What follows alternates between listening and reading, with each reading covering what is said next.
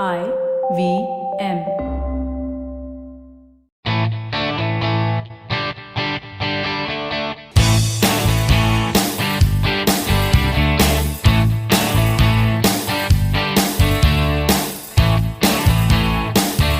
Hello and welcome to a brand new episode of the Musafir Stories, India's very own travel podcast, where each week we share the journey of travelers in their own words and relive their experiences with you, our listeners. Hi guys, welcome to a brand new episode of the Musafir Stories. On the podcast today, we speak with Anuj Haribhakti, a long-time listener, traveler, and a well-wisher of the podcast. Anuj talks about the Gir National Park, the only place in the world where one can spot Asiatic lions in their natural habitat. India is also the only country in the world where lions and tigers can be found in the wild. Let's hop onto the episode and find out more about Anuj's experience. So, with that introduction, we'd love to welcome Anuj Haribhakti, a very dear listener and traveler to the Musafir Stories. Anuj, thank you so much for being on the podcast. Really glad that we finally managed to coordinate and get you on the podcast. Welcome. Thank you, Saf. Yeah, it's been a while, and I love Musafir story. It's like it's my every fortnightly routine to listen to Musafir stories. So I'm glad that now we are finally talking, and I have a story to share. Yeah. Yeah, really happy to have you, Anuj. And yeah, we go back a long way. Anuj has been one of our cheerleaders. Like I was telling him, he is always writing with feedback, sharing the podcast with others. So, really grateful and thankful to have made such a great bonding and relationship over time as a listener, as a friend as well. So, glad that you're now on the podcast sharing your own story. So, for anybody who's listening out there, if you have a great story, feel free to write to us. We are always glad to have listeners as well come share their stories on the Musafir Stories. But Anush, the intro I gave earlier on was pretty short and concise. Why don't you tell us a little bit more about yourself and where you're speaking to us from today? Yeah, so hi, I'm Anuj and I am originally from Ahmedabad, Gujarat, and I moved to Australia a while ago, and I have now settled in Australia, and I live in Melbourne.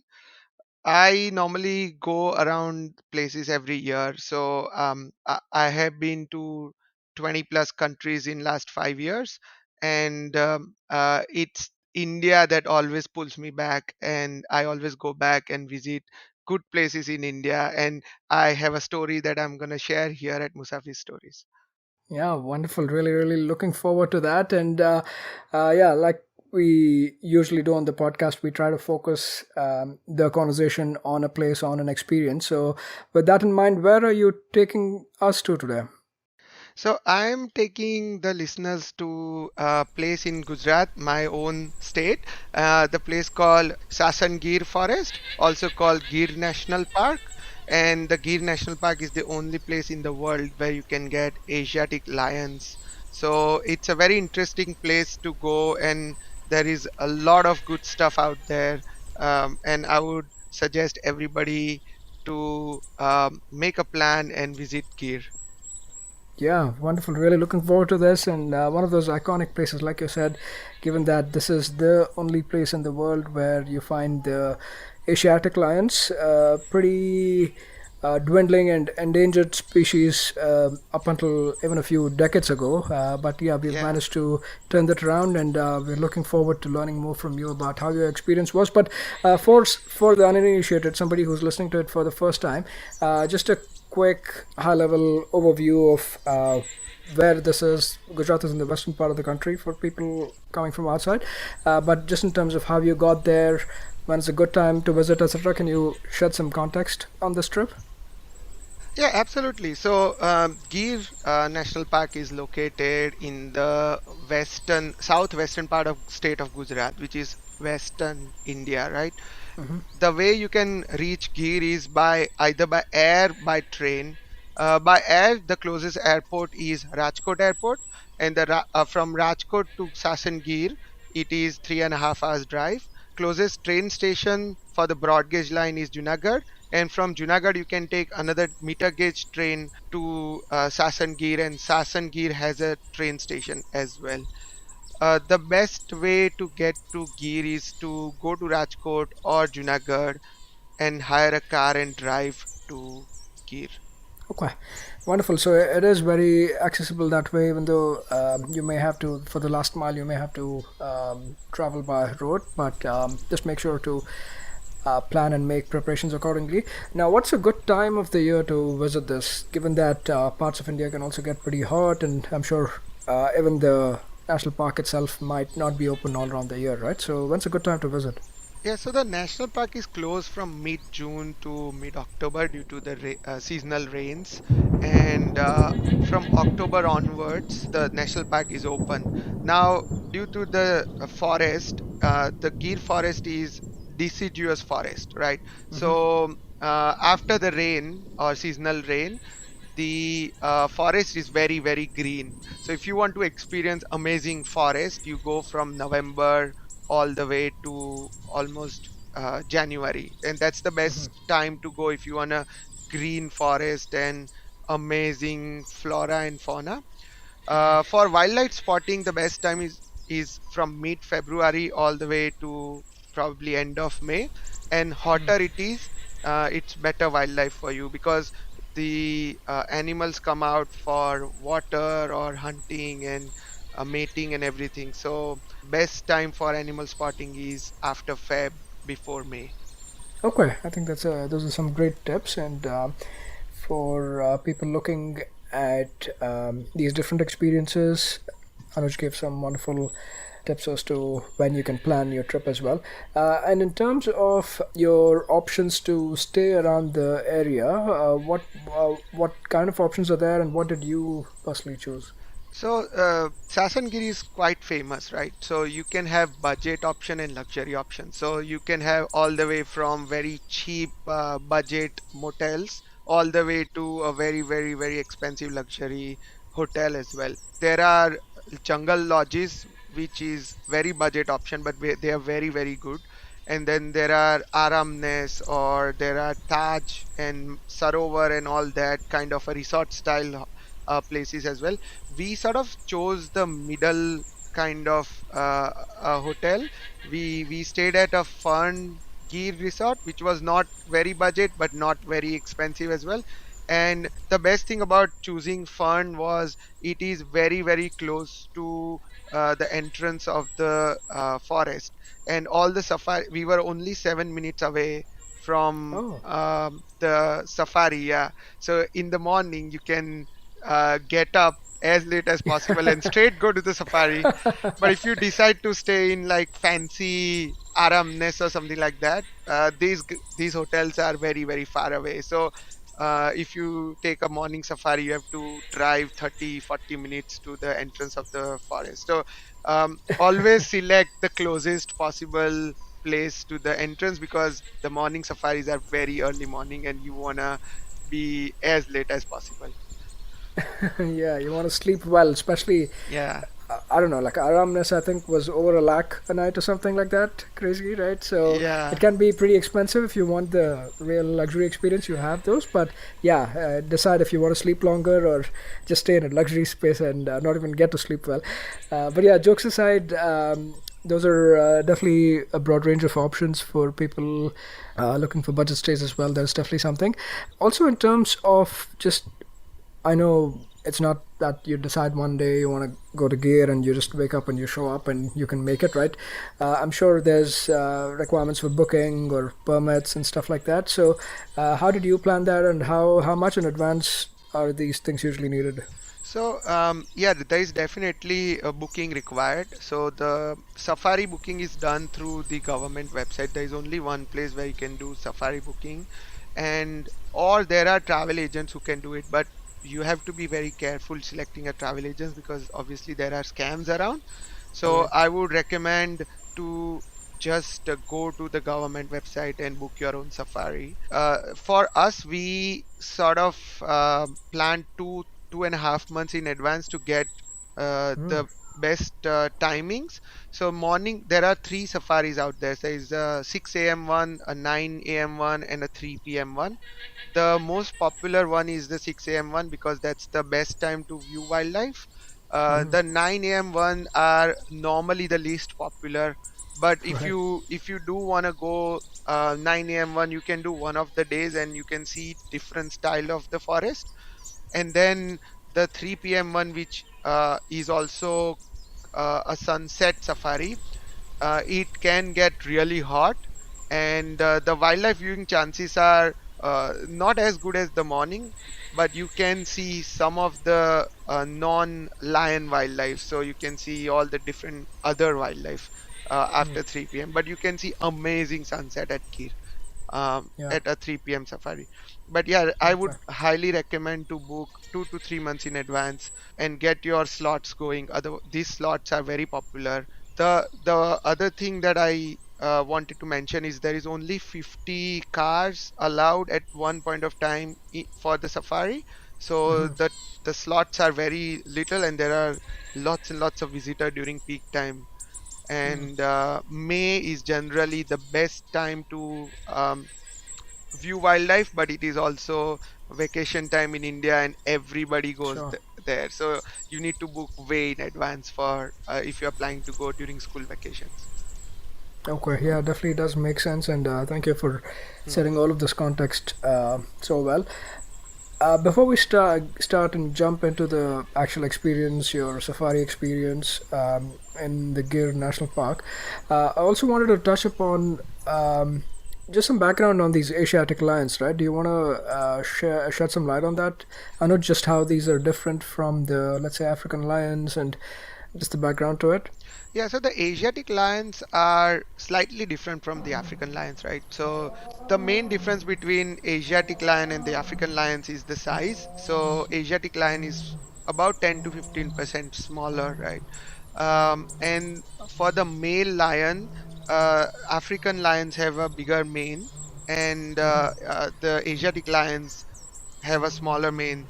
The reason for that is the Africa in Africa, the where the lions are, the jungle, it doesn't have a lot of trees, and it's not a very dusty jungle. So the hair stays on the face of the lion, whereas Gir is a very dense forest. As per our guide, the lion loses hair really quickly because of the denseness of the forest. Hmm. Interesting.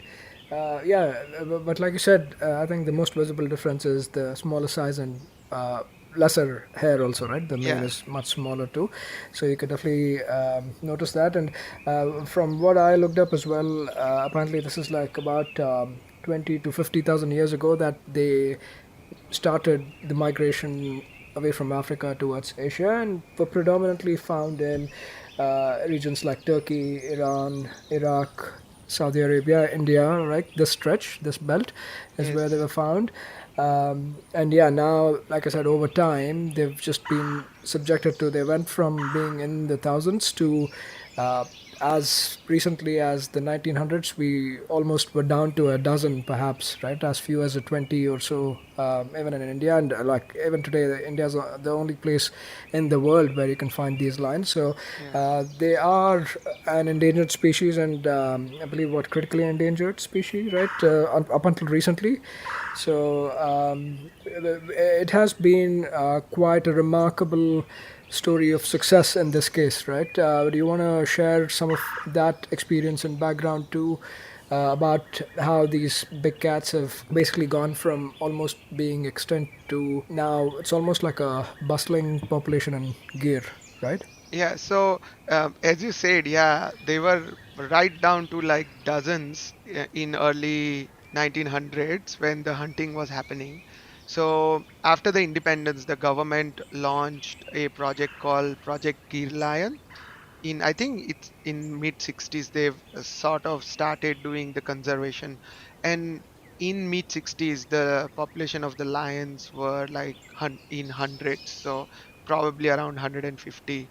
And between 60s and 90s, nothing much has happened. So the population growth was very minor. So they only in 30 years time they only went from 150 to 300 ish. But then around in mid early to mid 2000s, the Indian government launched a another project called Project Lion. They wanted to figure out how do we increase the population of lions, and how do we actually reduce the conflict between the humans and the lions around Gir, right? So what they've done is they created uh, first of all, they created food and water for the lions. So they created the wind and the solar water ponds. So it pumps the water from the ground and creates those ponds for the wildlife to drink. And also, what they did was they added a lot of food for the lions, right? So they increase the population of the deers and the sambas in the great rainforest, so the lions can easily hunt. So as simple as they've given them food and water so that the population started increasing, right?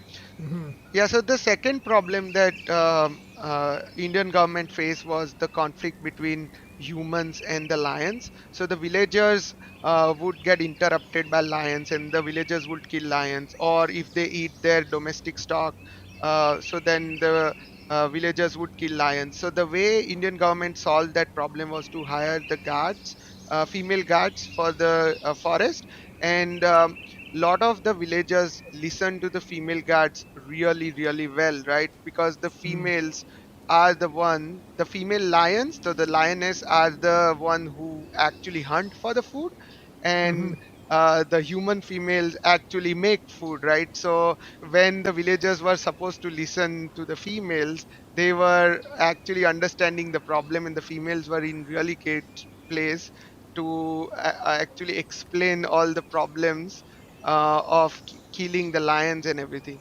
So it was a massive success. Actually, from that mid 2000s to now, the lions population went from roughly 300s into 650s now. So it's doubled up. And it has created a secondary problem where now the lions have are overpopulating the area and they don't have a lot of space to live in.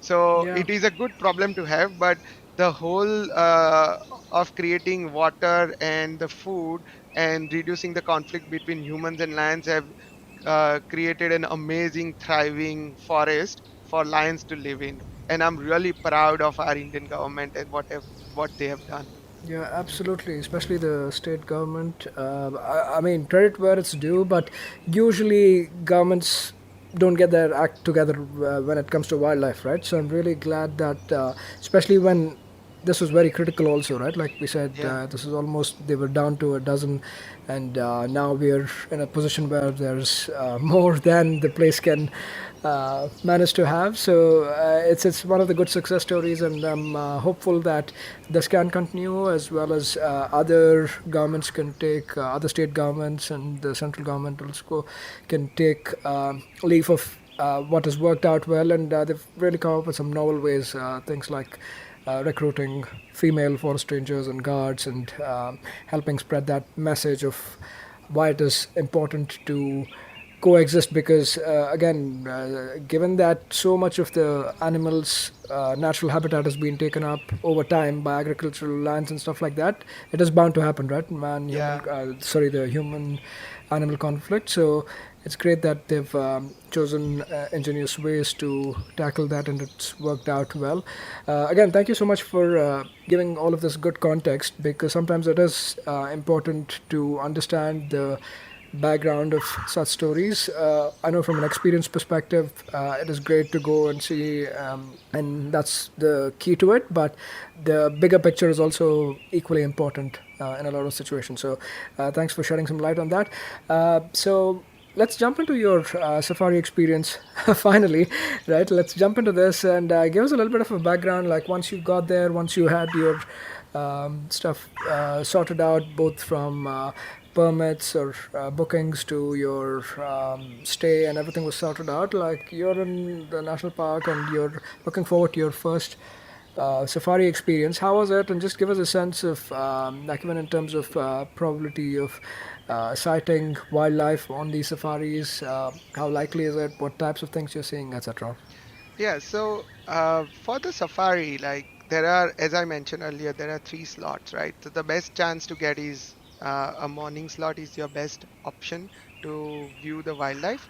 And um, normally the morning slot start at 6 a.m. and we have to just run, get up and run to the it's always like we are always getting up late. So when you get to safari, the start of the the gate is called Sihi Sadan. So Mm, you have to get from wherever you are into the Sihi Sadan, and then you are when you buy your tickets, either you can buy the whole jeep for yourself, or you can just buy one spot or number of spots in the jeep. So there are right. six spots available in the jeep. Plus you have one guide and one driver, right? So the driver and the guide are allocated randomly. So even if you buy four or five safari passes, it is likely that you won't get the same driver and the guide every day, Mm, right? mhm, There are 13 routes available in Gir National Park, and also the routes are randomly chosen. So the management has tried to cut out all those quirks on which route are the best viewing option, which route are not the best viewing option, and also this way the wildlife is disturbance is minimal, right? So the mm, jeeps are spread across the forest, and there are 13 routes. So at given one route, it's only three or four cars. So that's such a nice way of putting wildlife at peace as well.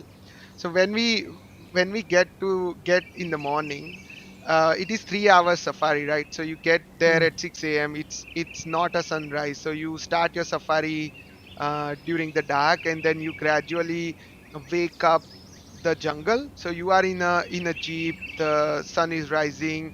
It is one of the most amazing thing you can do, because the weather is like, the atmosphere is so clean, it's so quiet. There's nothing much going on other than probably animal noises and your car noise. And you are driving into the forest.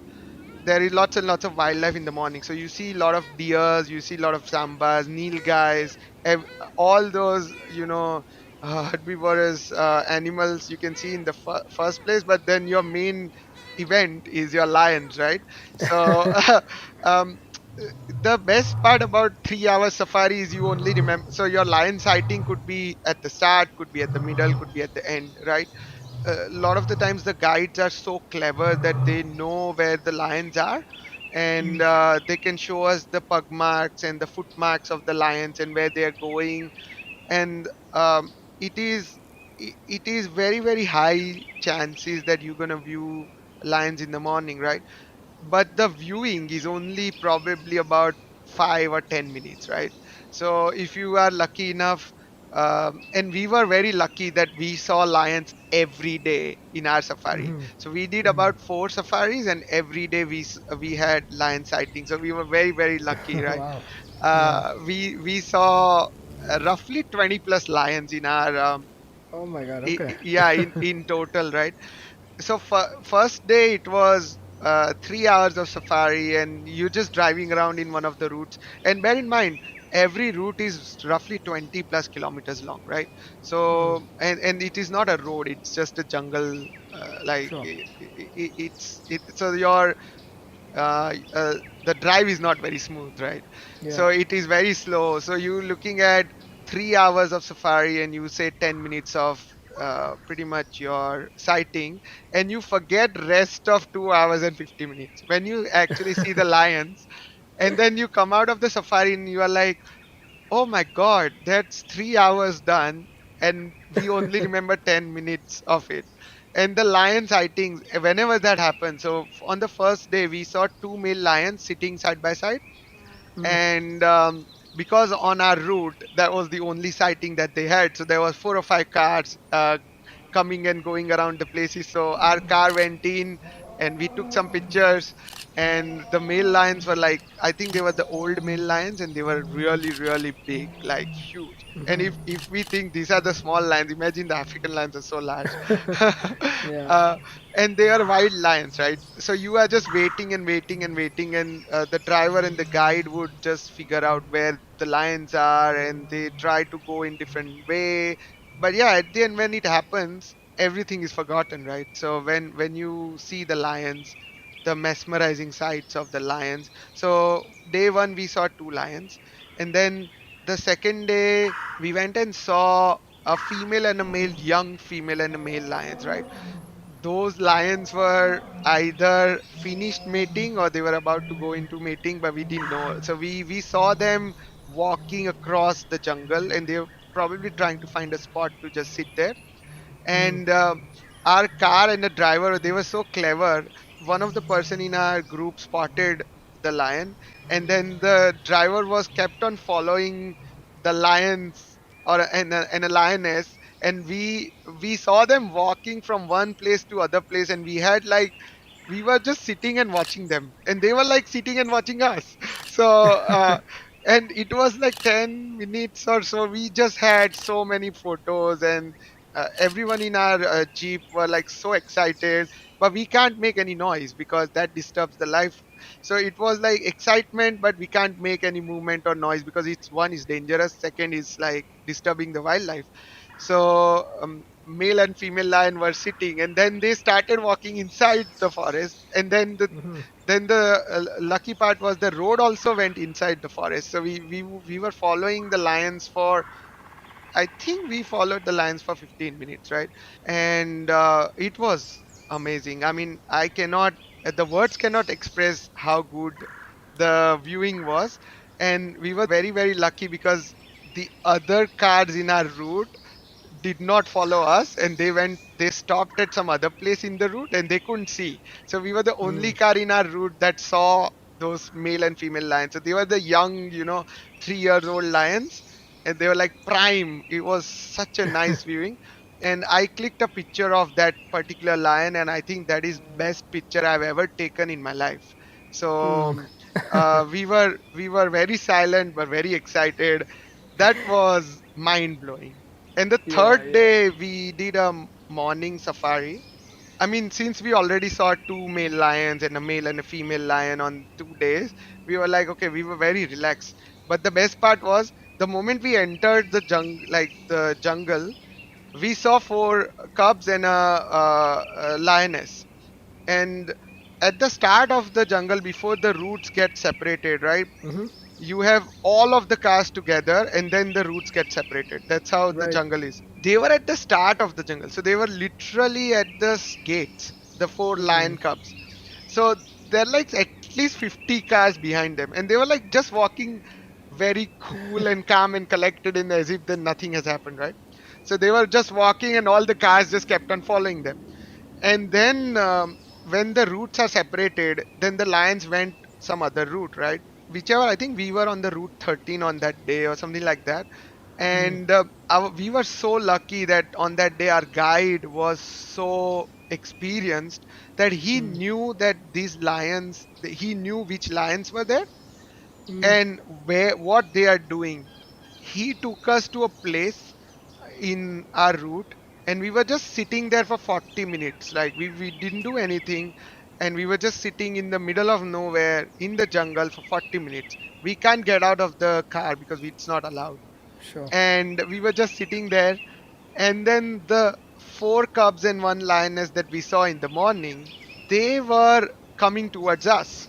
So we Okay. we went around them, and he knew how the route was of the lions, and then we went around them in our route. And then those four cubs came towards us, so right in front of us. And it was so scary because one of the lioness, so we are in the car sitting, right? We're not doing anything. First the lioness came and checked us out. I'm sitting in the car. The lioness was 2 feet away, literally. So Mm. they can jump on us easily. That's how Mm. close we got to the lioness. And then the cubs came around. And the weirdest part, or the best part, was that I had a zoom lens, and I couldn't Uh-huh. even zoom out. because they were so So close. close. So I never got any pictures of them that are so Yeah. close. And I was like, okay, should I click picture? Should I look? Should I click picture? And I'm not allowed to make any movement, that Right. brief Right. movement. So I couldn't even take out my phone. But luckily, my friend had his phone out and we could take the pictures. But the Uh-huh. lions came to us next both sides of our jeep and then went backwards. So uh, it was maybe about, it took us roughly what, 5-10 minutes for them to cross us. But that 10 minutes was the most thrilling 10 minutes probably in my life for a long time. I haven't had that. Yeah, because you see lioness coming towards you, and you are like 2 feet away from a lioness in the wild. It's not in it's not in the zoo, right? It's like, Right. yeah. And lioness seems very angry that day, maybe because at the start they were like 50 cars behind them, Oh yeah. Oh and yeah. we were scared and thrilled at the same time. And the the guide was making a lot of joke that day. He was like, Mm. oh, you know what, we can't move, because if you move, your name from the Aadhaar card will be disappearing as fast as possible. So it's like we were so thrilled and we couldn't. I mean, I will never forget that moment where the lion was coming to, like, the lioness was coming towards us and the cubs were Yeah. following them. I was thrilled and I was speechless on that day. So Yeah. There's only so much justice words can do, and even pictures can do, right?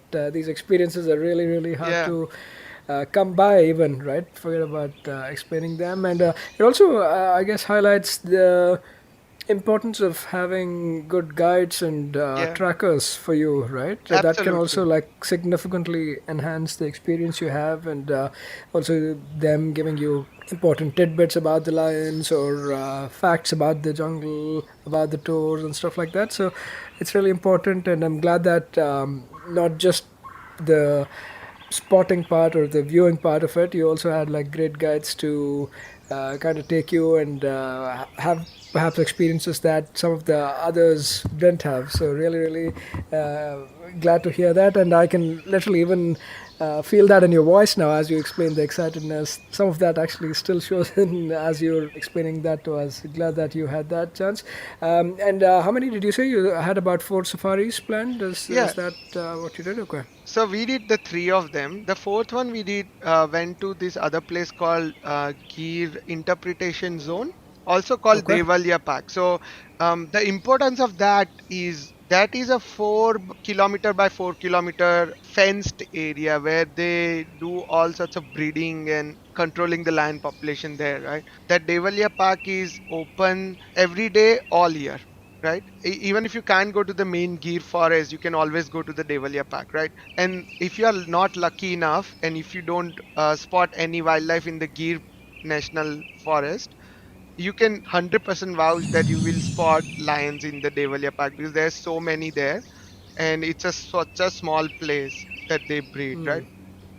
And that's where all the guides are female guides, right? So the Devalia Okay. Park is the training ground for all the guides and drivers.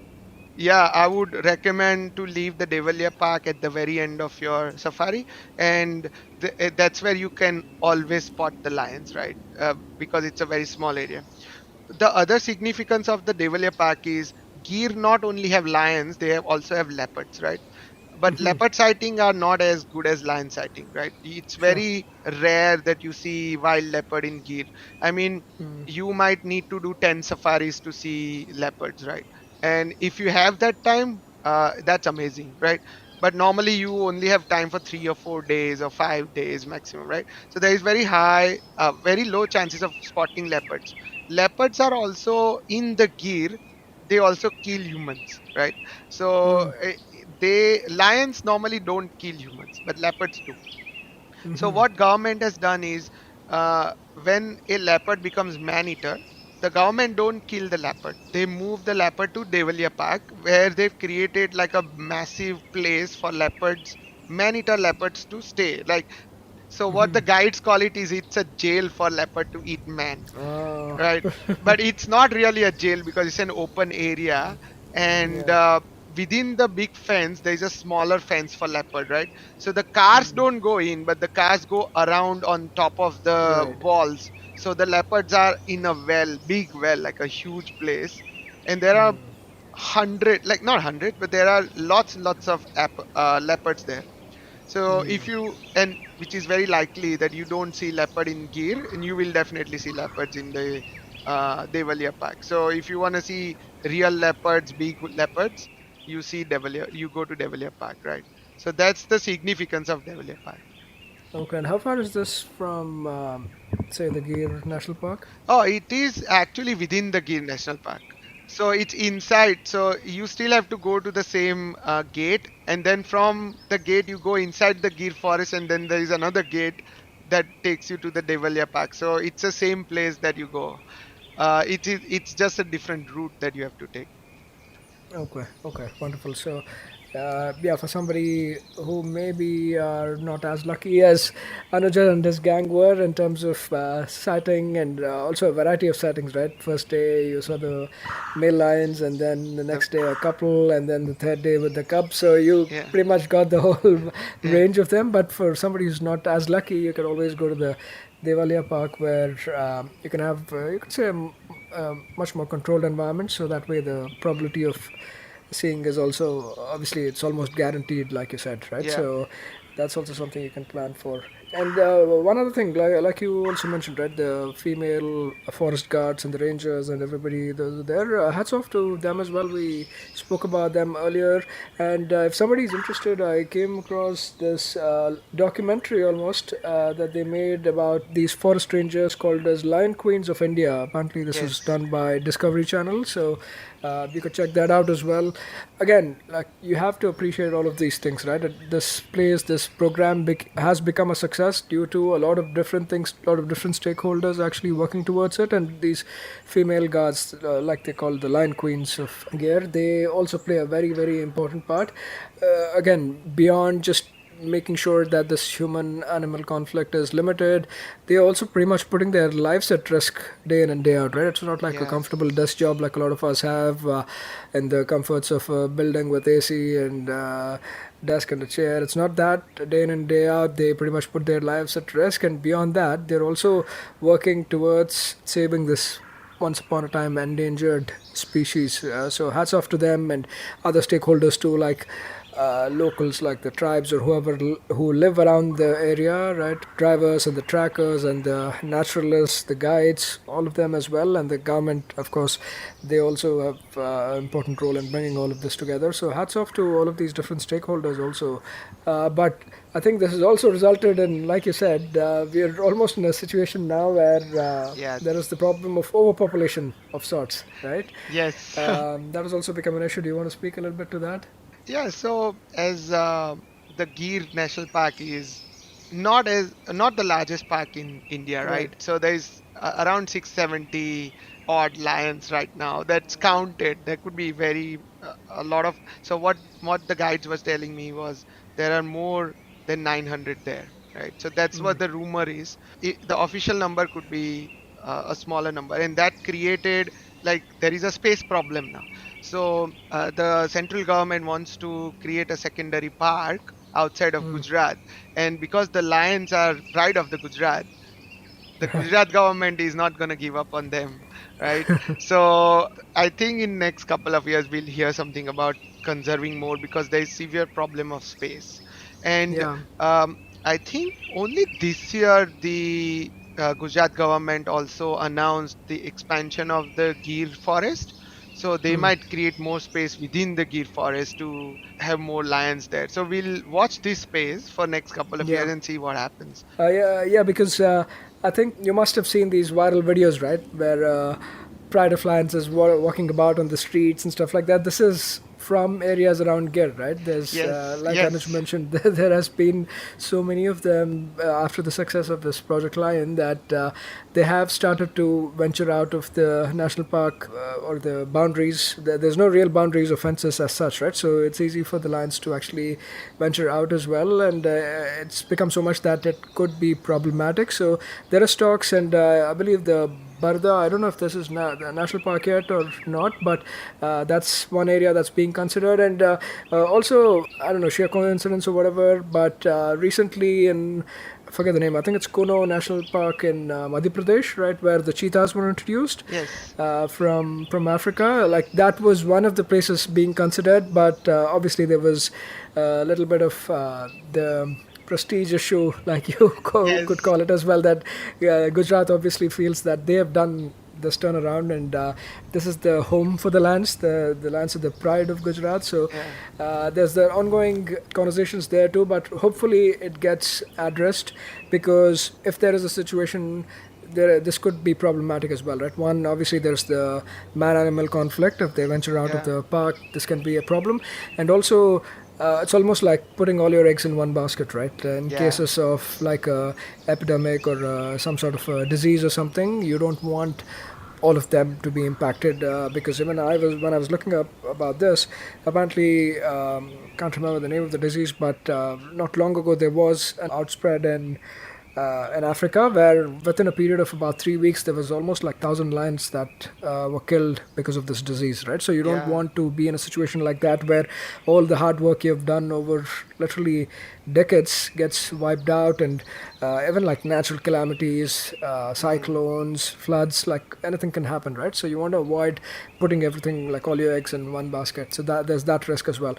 Hopefully this gets sorted out, but it's a good problem to have, right? At Yeah, least it's not a problem absolutely. that but yeah, it's been great, and like I said, there's a lot of stakeholders involved, and just hats off and kudos to all the people, Mm. the central and state governments as well, that have been involved to make this happen. Any other thoughts, any experiences that beyond the safaris that you'd like to call out at this point, Anuj? So about 50 kilometers away from Gir, there is Somnath Temple, which is one of Mm-hmm. the 12 Jyotirlinga of the Shiva. Sure. Not only the temple, the place around Somnath is amazing. Like the ocean and the sunset and the place, and it's such a great place to be.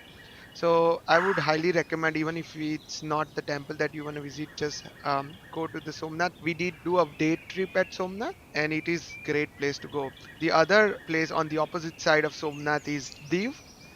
We didn't make a trip there, but it's about 1.5 hours drive from Gir as well. So Okay. you can go to Div or Somnath or even both if you have time. Okay, yeah, wonderful. Yeah, there is options available, and Gujarat that way I think is great in terms of the variety it has, right? Not Mm, just natural, but things like the Run of Kutch or yeah, even historical places within the city, right? The city of Ahmedabad has so much to see. One of the heritage cities, UNESCO heritage cities as well. So there's a lot of options. But even in the immediate vicinity, there's these options that Anuj has touched upon. And if you want even to do, like, let's say a little bit of history, we touched upon Junagadh. Junagadh is not too far away, right? That has also been a princely state. yeah. It is a princely state. Yeah, there are forts and stuff like very similar to Rajasthan. So it is Yeah. also a great place to visit. Yeah, definitely you have that option. And by the way, I think when it started out, Gir was basically the private hunting grounds of the Nawabs of Junagadh, right? That's how it was back in the day. But since then, a lot has changed, and yeah, no, it's not too far away. If you want to make a quick trip, you could visit these places as well. But again, thank you so much, Anuj. Firstly, again, we've been chatting for such a long time. It's so wonderful to have you on the podcast and have this conversation where you shared your personal experience visiting Gir. But beyond that as well, sharing this experience in such detail, not just the sighting aspects of it, but the context, the turnaround, and the circumstances under which the turnaround happened, and also the challenges that still everybody continues to face and how we're working towards it. Like, you covered all of that in so much length and so much detail. So thank you so much for that. It's been an absolute pleasure to have you on the podcast, and we look forward to having you back, hopefully, whenever you make your next trip to India or elsewhere, and share those experiences. But once again, thank you so much from the bottom of my heart.